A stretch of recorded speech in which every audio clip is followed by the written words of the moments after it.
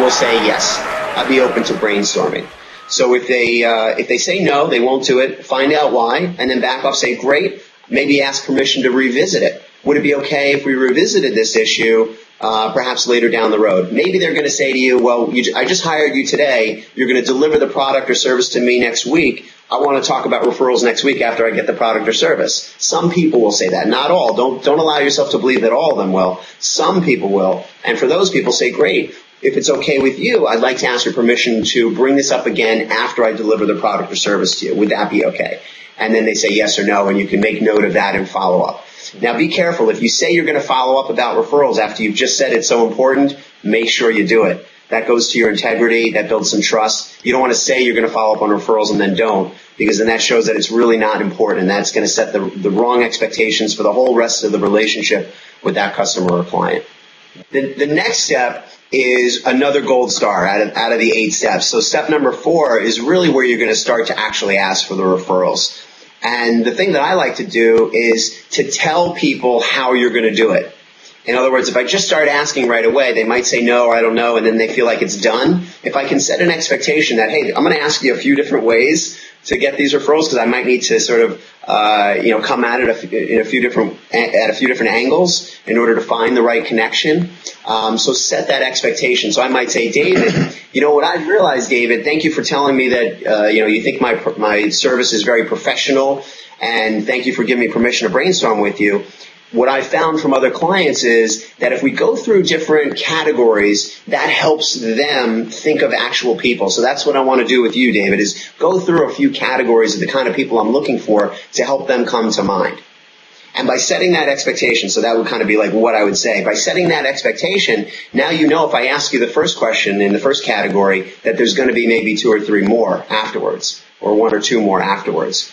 So that's a good thing to tell them is, basically, I provide categories to help specific people come to mind. And that's what's on the screen there. And then obviously the XYZ, you need to fill those in for yourself. And figuring out what those categories are is a little tough. So as a financial advisor, for example, I used to be in that field.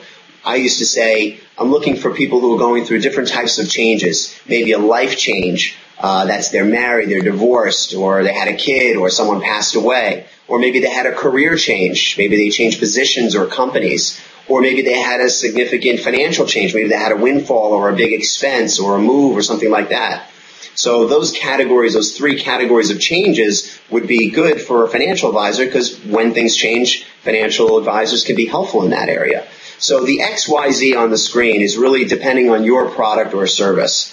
So you need to come up with the categories that are going to help bring people to mind. And there's always a difficulty here in these XYZ categories, is making them between too broad and too narrow. If I say I'm only looking for people who are 37 years old with brown hair and blue eyes who live in this zip code, that might be really hard for you to know someone who fits that category. If I say I can help anyone with my product or service, that may be true, but no one's going to come to mind if I say it that way. So you need to be balanced between too broad and too narrow. I can't give you the exact right advice here, because it depends on your product or service. It depends on what you know about them and who they know and the context. But you need to come up with categories that are helpful. It's also a good idea to have at the end a catch-all category that is probably pretty broad. Because if you don't get anyone in each of the first 3 categories, I might say something then, tell me, David, who's the person that you know that you think might be the best fit for this? You want to make sure to tell them about all the categories you're going to use, tell them why you're giving them the categories so it's really transparent, and then go through them methodically. Ask the question in number 1, see how many names you can get, and then maybe make note of those. Okay, John and Steve and Fred, okay. And then go on to category number 2, mark down the referrals that fit there. Go on to category number 3. Now, maybe it depends on how narrow the focus is. You might only get 1 referral out of all 3 categories, or you maybe get 3 referrals out of each of the 3 categories or more. You might have a person who's willing, depending on your product or service, to refer you to dozens of people. So it depends on the product or service and how long you're able to have this conversation in the context. But do try to have a plan and a purpose for going through it methodically. That'll allow you to get some better results. Then I want to ask some questions. Number 5, if you could put that on the screen, is going to ask them, what do they like about that person? What do they know about that person? And there's a few reasons to do that. It really has to do with easing the relationship. So if I'm asking you about the person that you're referring me to, that's going to make you a little bit more comfortable to go through the rest of these steps, because there are some important steps to take after this. So if I ask a rude kind of question like, well, does he have enough money to pay me? That's going to really be awful. Whereas if I say something like, well, tell me, what do you like about John? How did you meet John? What are the things that you respect about him? That's going to be a good thing, because then it's going to warm up the relationship between me and you. And then also it's going to warm up the relationship between me and this referral when I get to talk to them, because I'm going to have something to talk to them about. So if I say to you, Dave, so tell me, what do you like about John? And you say, well, I like that he's very effective and he's really intelligent and he's a great golfer. Well, I want to try to remember those things: effective, intelligent, golfer. Because then when I actually get to meet this guy, John, or call him, I'm going to say that you said so.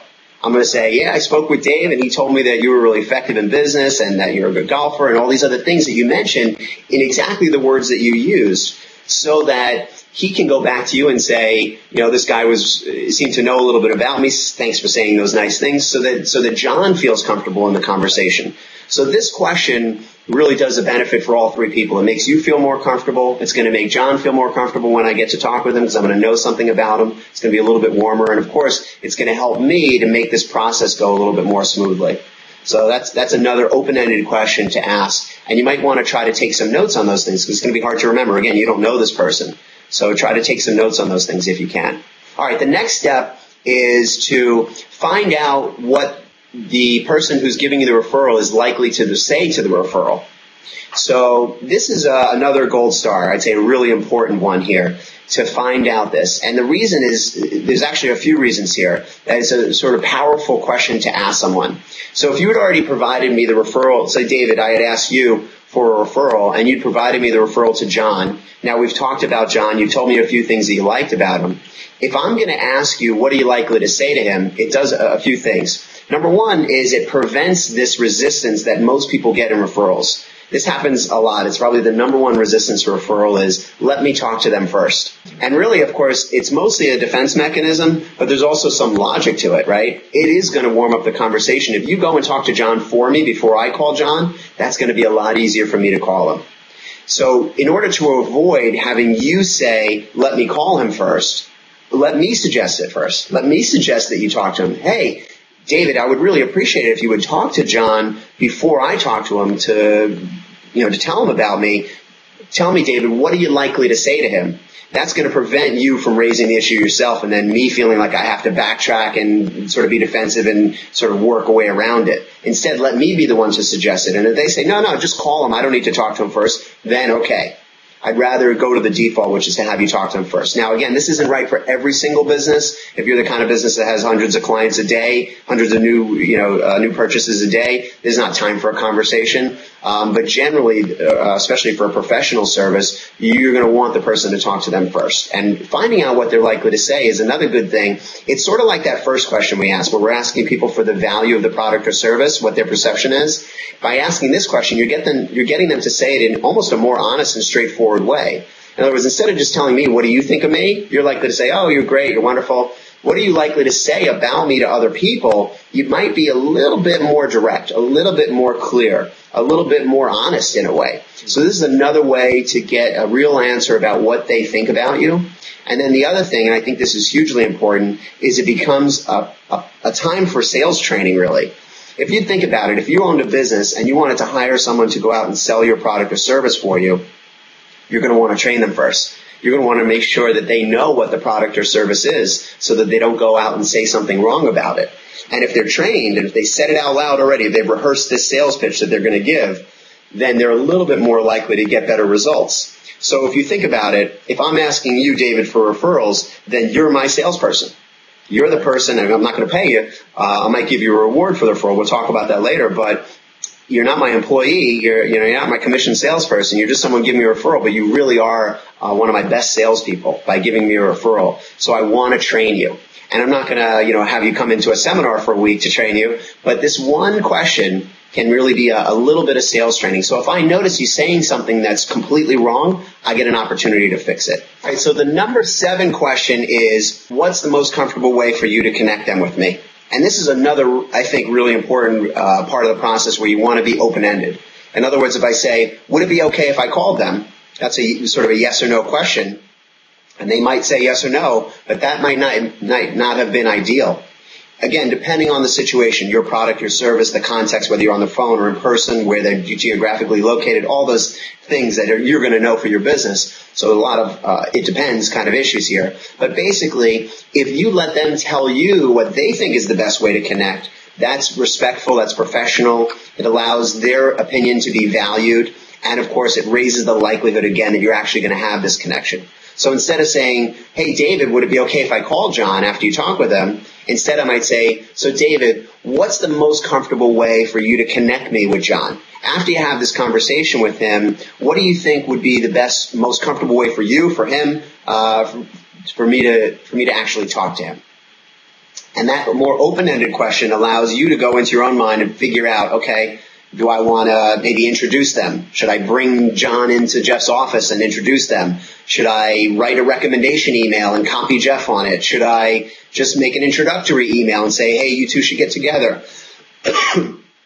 Perhaps you could schedule a conference call or a lunch or a breakfast or a coffee meeting. There's so many different ways that it can be done. Yeah, I think so. It sort of raises the quality of the referral, if you will. Mm-hmm. I don't pretend to have the dictionary definition of these words, but let me lay these out in a way that I think makes sense for people. There's a sort of a spectrum of referrals, if you will.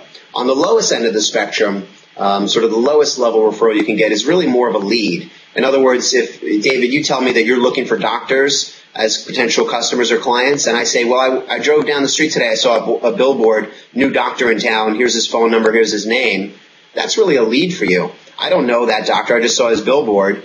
I know you're looking for doctors, so it's a good lead for you, and he's a new doctor in town, so maybe a great lead for you, but it's not really a referral, that's just a lead. So that's sort of the lowest level. The next level up will be a referral, which is really a transfer relationship. In other words, I know this doctor, and I'm going to tell him that I know you, and I'm going to connect the two of you somehow. That's a referral. That's really a transfer of a relationship. Even a higher level referral would be an introduction. In other words, I'm going to bring this doctor to your office, or I'm going to bring you to the doctor's office and make an introduction, or the three of us are going to get together for coffee or lunch. That introduction is even a higher level because that really helps. Now, that introduction can be done over the phone or email, of course, but, of course, an in-person introduction is usually even better. And then I guess almost the highest level of referral would be actually a recommendation. Beyond introducing you to this doctor, I'm actually going to tell the doctor that he should work with you. I'm going to say, David's great, his product is wonderful, and I'm going to recommend to this person that I know, this doctor, that he should work with you. Of course, everyone would love those referrals, not just referrals or introductions, but actual recommendations, sort of pound the table. You got to work with this guy. He's the best. Yeah. That's something that people are always aspiring to. So when you're asking this question about the best way to connect, realize that for yourself, you have this spectrum of referrals that you're trying to get. You don't want just a lead. You don't want just a referral or maybe even an introduction. You want that introduction and recommendation is the highest level. You're not always going to be able to get that, again, depending on context, product, service, geography, where they get all those things.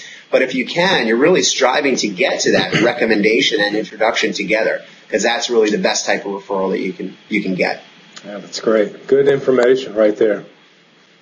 All right, very good. And then the last thing is, and this isn't so much of a step, but really a way to close this all out, is to make sure to set the expectations of the next steps. So if I ask you what's the best way to connect, and you say, well, I'll bring him to your next event on Thursday, and I'll introduce you to him.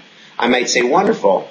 But I want to make sure that I keep the ball in my court, so to speak. If I leave it to you to bring him, and I don't have any plan to follow up, then it might be one of those things that drops through the cracks. Mm-hmm. And we know these happen all the time with referrals.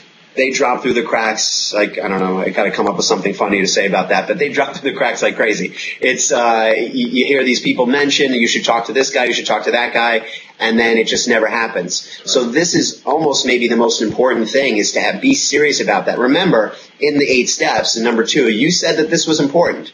I think we all agreed you're probably an 8 or a 9 or a 10 on that scale that we talked about. So if it's true that it's important, I believe it is, and you've told them it's important, now you got to act like it's important. You have to. You have to follow up in the way that you said that you were going to. You have to treat it like it's really important. Otherwise, it really sends a confusing message. Hey, this is such an important thing and all these steps, and then I never follow up on it. That would be send a terrible signal and not make you very referable in the future. In that way, but you want to try to make it happen. So if you say, well, Jeff, let me talk to him first and I'll get back to you, I would say, fantastic. Tell me, David, I know you want to talk to John about me, and you told me what you were going to say. Tell me about the time frame. When are you likely to talk with him? Because I want to make sure to follow up with you. You're going to say, okay, today's Monday. I'll certainly talk to him by the end of the week. Why don't you give me a call next Monday? I'd say, fantastic. Let me look at my calendar. Okay, I have it here in front of me. I see that I have a time I could call you in the morning or a couple in the afternoon. Which one's better for you? You say morning. Okay, I could call you at 10 or 11. Which one's better? 10. Okay, and should I call you at this number, the 1, 2, 3, 4, 5, 6, 7? Yes. Okay, I'm going to put it in my calendar. Sometimes what I do, again, depending on your circumstance, how important this particular referral is to you, I might actually put it in, I use a Gmail calendar, Google Calendar, so I put it in the calendar. I put your email address on that calendar event, and then I write in the title, follow up on the referral to John, right in the title. I put your email address in there, and I put it in my own calendar, making sure that I'm going to follow up on it, so I treat it as important, making sure that you know it's there, and right in the title it says follow up on the referral to John.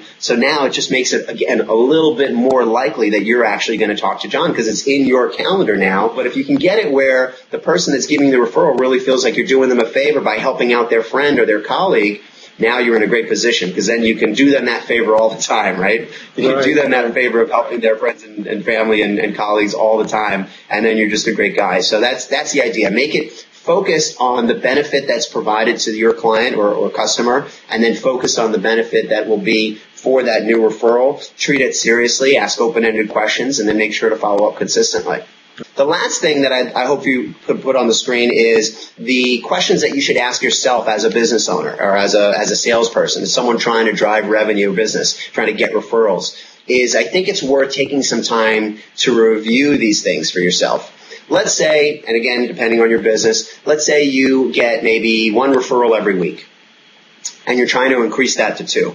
Well, of course, there is a funnel here, right? The number of times you ask probably leads to the number of leads that you get, which leads to the number of clients that you actually get from the referrals. So it's sort of a funnel. Let's say you ask 10 times, you get 5 names, and one of them becomes a client, just for rough numbers. So what you want to do, of course, is do some tracking. Have a way of tracking the amount of activity that you do, how it's going, and then the results that you're getting.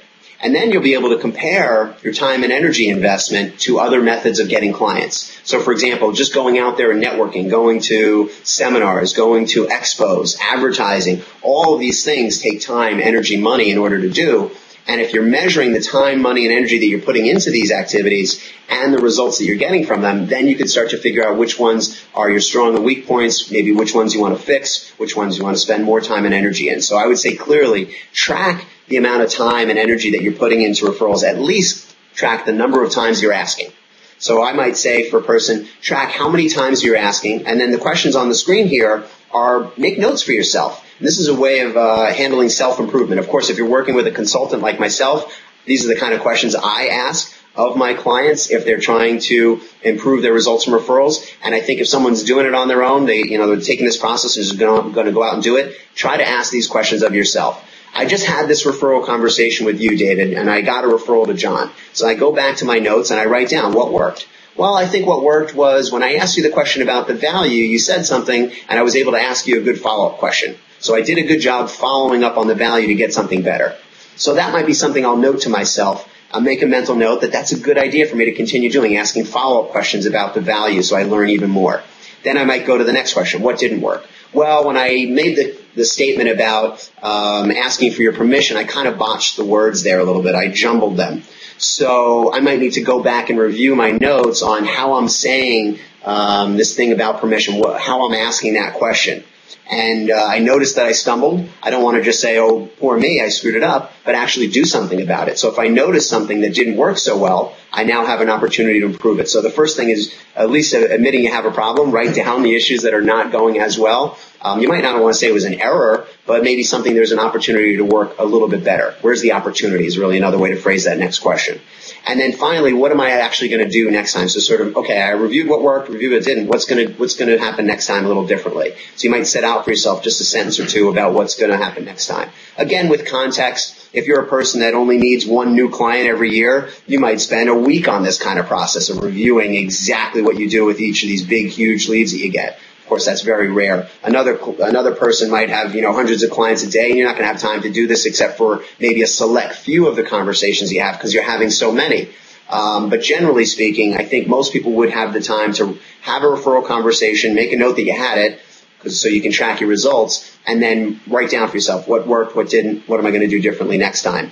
And in the beginning, if you could start to do that regularly, and then over time, you might need to do it a little bit less and less. And wonderful information right there. Good advice for referrals, especially going out throughout the year and everything like that. So, Jeff, where can they go to get more information about you and your consulting service? Well, thank you very much for asking that. My website is professionalsocialnetworkinggroup.com, and I guess you probably put that up on the screen. www.professionalsocialnetworkinggroup.com. And on that website, it's really twofold. It's one, my networking events that are here in South Florida. So anyone in South Florida, I'd love for you to log on there, register for our mailing list, and get on the database to be invited to our events. And then secondly, on that website, there's a tab right at the top on the navigation bar. It says Jeff Tockman Consulting. Just click on that. Gives you a full explanation of the work that I do, how I work with my clients, all the fees that I charge, and the process that we go through. There's also a little bit of a bio about me on that website as well, so you can learn about me and my nephews and where I went to school and all that kind of stuff too. I appreciate you being on the show and taking the time out. And if you guys out there, if you guys have any questions or about referrals, you can also email me at answers@getacluemarketing.com. That's answers@getacluemarketing.com, and I will forward them to Jeff if you're not in the South Florida area, and he can get back to you on that too. So, but anyway, we enjoyed the show. Hope you guys enjoyed it, and we'll get you back. Stay tuned for more as we show you more expert interviews coming up. Say it with video.